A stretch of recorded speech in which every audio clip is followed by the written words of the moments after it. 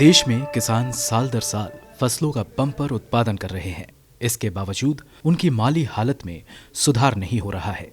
कर्ज के कुचक्र में फंसकर हर साल हजारों किसान खुदकुशी कर लेते हैं, क्योंकि कई बार उनकी उगाई फसलों से लागत भी नहीं निकल पाती। अब मंडियों के ताजा आंकड़े बता रहे हैं कि फलों की कीमतों में 80% तक कमी आ गई। मंडी के व्यापारियों का मानना है कि आयात निर्यात पर लगी रोक और कोरोना के चलते डिमांड में भारी कमी दर्ज हुई, जिसके चलते कीमतें पाताल पहुंच गई हैं। मसलन 2019 में 1 किलो अमरूद की खुदरा बाजार में कीमत 50 रुपए थी। वो इस साल घटकर 15 से 25 रुपए किलो रह गई है। यही हाल कमोबेश पपीता का है, जिसकी कीमत खुदरा बाजार में 30 रुपए किलो थी। वो इस वर्ष घटकर 20 से 25 रह गई है। अगर बात करें केले की, तो पिछले वर्ष 1 दर्जन केले 40 रुपए बाजार में मिल जाते थे, लेकिन इस वर्ष इनकी कीमत भी लुढ़क कर आ गई है 20 से 35 रुपए दर्जन। संतरे की कीमत में भी पिछले साल के मुकाबले 5 से 15 रुपए किलो की गिरावट दर्ज हुई है। दूसरे फलों का भी यही हाल है,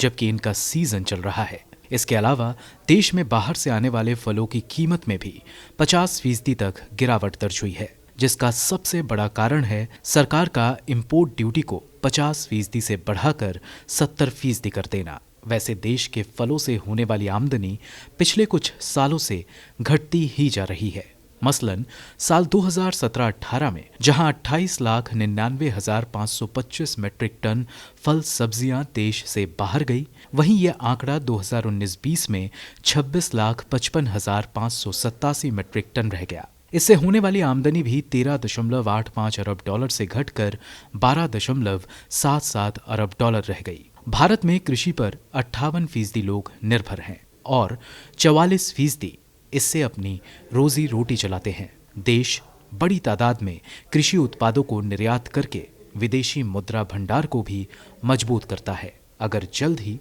इस पर ध्यान नहीं दिया गया तो इसका असर भारतीय अर्थव्यवस्था पर पड़ेगा। ब्यूरो रिपोर्ट, गो न्यूज़।